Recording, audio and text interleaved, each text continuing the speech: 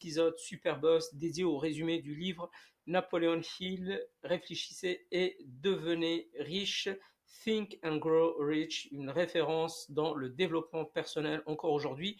Livre écrit en 1929 dans le contexte de la crise économique. Napoleon Hill a mené une enquête auprès des grandes fortunes et personnalités de son époque pour connaître comment ils sont arrivés à ce succès. Et c'est notamment avec le fameux Dale Carnegie, qui était un mania de l'acier et qui a débuté comme simple ouvrier pour construire à la fin de sa vie une fortune colossale. Donc ces principes, d'ailleurs, ce livre a été inspiré notamment par Dale Carnegie. Donc aujourd'hui, les chapitres précédents, chapitre 1, introduction et le désir, vous pouvez les revoir dans la playlist. Je conseille de lire ce livre. Toutefois, les différents points que j'ai relevés dans ces résumés sont suffisants pour pouvoir d'ores et déjà se mettre en action et appliquer ces principes dans l'atteinte de ces objectifs. Vous pouvez obtenir le résumé de ce livre en mind mapping, donc en format PDF, en cliquant sur le lien sous la vidéo. Aujourd'hui, donc la foi, chapitre 3, il nous dit la foi est l'alchimie de l'esprit. Quand elle fusionne avec les vibrations des pensées, alors le subconscient reçoit puis transmute ces vibrations en énergie spirituelle et les diffuse vers l'intelligence infinie comme lors d'une prière. Alors on voit bien qu'il associe les pensées à la foi et à l'intelligence infinie, l'intelligence de l'univers, l'intelligence de Dieu, euh, comme, comme on le fait lors d'une prière. La croyance est un état d'esprit qui peut être généré par la répétition d'affirmations en direction du subconscient via l'autosuggestion. Effectivement, ce travail de la foi, de croyance forte, est un état d'esprit auquel on peut arriver via l'autosuggestion. Autosuggestion, point que j'ai abordé dans le chapitre précédent, le désir, et également dans l'introduction. Et point également qui est abordé dans d'autres chapitres plus tard. Une pensée rattachée d'une émotion et soutenue par une foi se transforme en réalité palpable. Effectivement, une pensée et on sait très bien aujourd'hui avec la science que, et notamment euh, la, la, la, neuroscience, que nous pensons, puis nous ressentons une émotion, et enfin, le process se termine par une décision. Donc effectivement, quand on contrôle ses pensées, on a le pouvoir de contrôler ses choix et ses actions. Votre croyance ou foi est le facteur qui détermine les actions du subconscient. Donc on en revient aux actions précédemment. Quand on contrôle ses pensées, on peut contrôler ses actions, et notamment le, via le travail qu'on fait aussi sur son subconscient pour transformer ses idées ou autres en action, en réalité physique. Le subconscient métamorphose la croyance par le moyen le plus direct et pratique en réalité physique. Donc effectivement, quand nous avons nous avons une maîtrise de nos pensées, euh, le subconscient, lui, va faire le travail, va imaginer des plans pour transformer ses pensées en réalité physique. Et effectivement, les personnes qui ont des pensées claires, des idées claires, vont plus vite que les personnes qui sont dans les idées, dans les pensées, dans les émotions, sont floues, euh, sont, euh, sont même euh, négatives. Et lorsqu'elles sont négatives, on le verra plus tard, justement, elles engendrent des actions qui sont néfastes également. Un esprit dominé par des pensées positives permet d'être le meilleur pour la foi ou la croyance. Un tel esprit peut donner des instructions à la demande au subconscient qui alors accepte et agit. Donc on en revient là aux pensées positives. Et effectivement, quand on arrive à contrôler ses pensées pour justement n'accepter et ne cultiver que des pensées positives, permet justement de construire cette foi et cette croyance qui, elle, va permettre qui va permettre ensuite au subconscient de réaliser ses pensées en choses physiques, en biens physiques, en réalité physique. La foi est le point de départ de l'accumulation de richesses. La foi est la base de la compréhension des miracles et mystères que la science ne peut expliquer. La foi est le seul remède contre la défaite. Encore une fois, sans faire de jeu de mots, lorsque la foi est forte, eh bien, dans votre cheminement vers l'atteinte de votre objectif, rien ne pourra vous arrêter.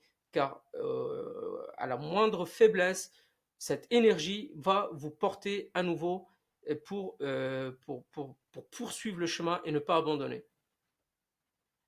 Et on le voit effectivement tout le temps, les personnes qui vont au bout des choses sont portées par une énergie, par une foi, par un feu sacré. euh, et cette énergie, nous pouvons tous la créer. La foi est le composant qui donne accès à l'intelligence infinie quand il est combiné à la prière.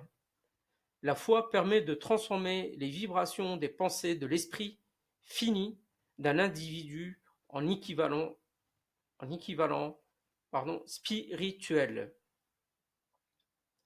Donc effectivement, les pensées sont des vibrations. Et on peut le constater quand on a parfois affaire à certaines personnes, quand on ressent une énergie, quand on arrive dans un endroit, dans une pièce, et, euh, et cette énergie parfois est soit une énergie qu'on ressent comme positive, soit une énergie qu'on ressent comme négative. Ça arrivait, je pense, à la plupart d'entre nous. La foi est le seul endroit où la force cosmique de l'intelligence infinie peut se rattacher pour être utilisée par l'individu. L'état de chaque individu est tel qu'il est, tant qu'il permet à ses pensées d'occuper son esprit. Ces pensées placées volontairement dans l'esprit et associées à des émotions sont le moteur de chacune de ses actions et décisions. Donc effectivement, encore une fois, nous avons par un travail, nous avons tous la possibilité, par un travail sur soi, nous avons tous la possibilité de choisir nos pensées et de permettre à ces pensées d'occuper notre esprit. Dans le cas de pensées néfastes, négatives, nous avons le choix de les supprimer ça demande un effort de ne pas leur permettre d'occuper notre esprit. Nous sommes le résultat des vibrations de nos pensées que nous avons choisies dans notre monde intérieur. Et d'ailleurs, c'est pour ça aussi que on dit qu'on est la moyenne des 5 personnes qu'on fréquente le plus. Évidemment, les pensées se communiquent et s'influencent aussi bien positivement que négativement. Donc, d'où l'intérêt de bien choisir son entourage proche et les personnes avec qui échanger ses idées pour justement cultiver ses pensées positives et ne pas laisser de place aux émotions négatives et qui peuvent nous qui, qui vont nous ralentir dans notre cheminement, dans nos espoirs, dans l'atteinte de nos rêves. Alors ensuite, il nous dit, il y a une formule, la formule donc pour la confiance en soi. Il dit, premier point, je sais que je peux réaliser ma mission de vie, mais je dois exiger de moi-même la persistance dans la réalisation des actions nécessaires. Effectivement, dans ce cheminement, il faut cultiver la persistance et savoir que il y a un prix à payer et que justement, on l'a vu dans la méthode d'autosuggestion plus haut, que lorsqu'on souhaite, par exemple, obtenir une somme d'argent, nous savons qu'il faut fournir en échange une valeur équivalente. Je sais que mes pensées génèrent des actions dans mon environnement externe. Je dois alors consacrer 30 minutes par jour à visualiser l'image que je veux devenir. Effectivement, ça rejoint le point précédent qui est de cultiver ses pensées et ses émotions. Et dans ce cas-là, effectivement, le fait de visualiser ce qu'on veut obtenir, soit par une image, soit en allant sur le lieu en question, se visualiser qu'on a déjà atteint notre objectif va permettre de cultiver cette émotion positive et, euh, et, et, euh, et par cette mécanique euh, générer des actions ensuite qui vont permettre de réaliser ce souhait. Troisième point, par le principe de l'autosuggestion, je peux transformer un souhait ardent en expression physique. Par conséquent, je consacre 10 minutes par jour à développer la confiance en moi. Effectivement, la confiance en soi, c'est quelque chose de déterminant dans la réalisation de ces objectifs.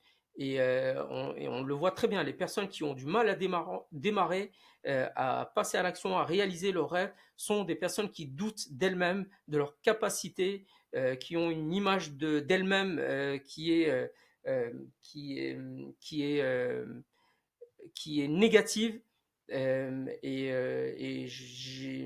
C'est un travail que j'ai fait. Effectivement, je viens de loin à ce niveau-là. J'ai toujours douté de moi, malgré toutes les réalisations que j'ai pu accomplir, notamment par mes études. J'ai réussi malgré tout sans soutien euh, que le mien par mon travail et au niveau pour financer mes études, pour financer mes charges quotidiennes, j'ai pu malgré tout aller jusqu'à un bac plus 5. Et malgré ça, malgré mes accomplissements, j'ai toujours douté de moi et ça m'a vraiment porté préjudice car je n'ai pas au final pu exprimer les, mes espoirs. J'ai auparavant écrit clairement mon objectif principal et je dois alors développer suffisamment la confiance en moi pour l'atteindre. Je reconnais qu'une richesse ne peut durer tant qu'elle n'est pas réalisée avec justice et vérité. Je m'engage à ne pas établir une transaction qui ne bénéficie pas à tous. Je réussirai en attirant les forces et les personnes avec lesquelles je souhaite coopérer. Je ferai en sorte d'être aidé par ces personnes car je veux en servir d'autres. Je dois supprimer les sentiments de haine, envie, jalousie, égoïsme et cynisme en ayant de l'amour pour l'humanité. Je sais que les émotions négatives envers les autres ne me donneront pas la réussite. Les autres auront confiance en moi car je crois en eux et en moi-même. Alors, il nous dit, donc c'est cette formule en 5 points, il faut écrire cette formule, la signer par son nom et la lire avec foi quotidiennement à haute voix afin qu'elle influence nos pensées et ensuite nos actions. Alors, nous pourrons être authentiques et prospères. Prospères au niveau richesse matérielle, mais aussi richesse mentale, intellectuelle et intérieure. Le subconscient, entre parenthèses, laboratoire qui abrite les pensées et transmute celles-ci en action à la demande, ne fait aucune différence entre pulsion constructive et destructrice d'une pensée. Il traduit immédiatement en réalité toute impulsion générée par soit la peur, le courage ou la foi. Et c'est un point extrêmement important que j'ai pu vérifier par moi-même dans mon passé, lorsque j'ai obtenu mon diplôme à l'époque à, à l'école de commerce de Manchester en Angleterre. J'avais des interviews donc de prévues pour donc des offres d'emploi et j'ai eu une grave crise d'anxiété qui m'a complètement mis dans un état, on va dire, de détresse, mais que j'ai gardé pour moi, que je n'ai pas exprimé, que je n'ai pas demandé d'hospitalisation ou même visité ne serait-ce qu'un médecin généraliste. Par réaction, j'ai simplement tout abandonné. Donc c'est effectivement ce que dit Napoléon Hill. Donc c'est une réaction générée par la peur. Donc c'était une peur imaginaire et j'ai eu plus tôt, beaucoup plus tôt, très jeune, donc des petites crises d'angoisse, euh, car j'ai quelques traumas de l'enfance et euh, et donc j'ai pris simplement, donc j'ai tout abandonné pour rentrer à Paris. Sans savoir vraiment où j'allais, ce que j'allais faire, et c'est beaucoup plus tard que je me suis rendu compte d'avoir fait une grossière erreur. Si vous nourrissez votre subconscient de doutes, peur et incertitude dans votre capacité à vous connecter avec lui, les forces de l'intelligence infinie, la loi de l'autosuggestion, utiliseront ces émotions comme déclencheurs dans la réalisation en action physique par le subconscient. Donc effectivement, selon qu'on va nourrir notre subconscient de doutes, de peurs, d'incertitudes, euh, c'est le subconscient va prendre des décisions qui peuvent nous nuire selon, encore une fois, la carte que nous avons imprégnée en nous-mêmes avec notre vécu, nos expériences et plus ou moins, donc, on va dire, la carte de chacun, le subconscient va, lui, prendre des décisions qui seront plus ou moins néfastes pour nous. Donc ce travail pour se connecter avec, avec le subconscient est un travail, euh, pour juste rappel, la partie conscience de soi, c'est ce qui nous permet de réaliser des tâches quotidiennes, tout ce qu'on fait de manière un peu programmée. Et le subconscient, par contre, lui, emmagasine tout ce qui est du domaine de l'expérience, euh, du vécu, notamment. Nous savons que l'émotion de l'amour est proche des propriétés de l'esprit de la foi. C'est pourquoi l'amour se rapproche le plus dans la traduction des impulsions de la pensée en équivalent spirituel. Donc encore une fois, ça va également dans le sens que on doit avoir de l'amour pour ce qu'on fait, et c'est aussi une des manières la plus efficace, la plus absolue pour réaliser ses objectifs. Car quand on est porté par cet esprit de l'amour qui est le plus proche de la foi, comme il le dit, c'est c'est un esprit qui va nous porter quelles que soient les difficultés. Et encore une fois, les personnes qui abandonnent sont souvent, sont souvent, ne sont pas portées justement très souvent par l'amour dans ce qu'elles font. Et évidemment, à la moindre difficulté, leur foi ne peut les porter, car justement, ils n'ont pas cet amour assez fort pour ce qu'ils font. La prospérité commence sous la forme de pensée. Le montant voulu est limité uniquement par la pensée associée dans votre esprit. Se rappeler cela quand on devra payer le prix dans la difficulté pour poursuivre sa mission de vie. Effectivement, la prospérité qu'on souhaite est l'équivalent de nos pensées, et l'équivalence de nos pensées est équivalente à nos pensées. Le montant voulu, quel que soit le montant qu'on souhaite, qu'on souhaite donc associer à son esprit, il faut se rappeler qu'en échange, justement, il faudra payer un prix pour poursuivre sa mission jusqu'au bout. Et donc, le prix devra se payer par le travail qu'on accomplit notamment. Voilà pour ce troisième chapitre, donc la foi, et justement chapitre très intéressant car on constate combien la foi est importante dans l'atteinte de ces objectifs. Cette foi que nous pouvons tous avoir par notamment la confiance en soi, par l'amour pour ce qu'on fait et par un simple exercice quotidien peut donc nous aider à construire cette foi et ce feu sacré qui va nous porter dans l'atteinte de nos objectifs. Merci pour votre écoute.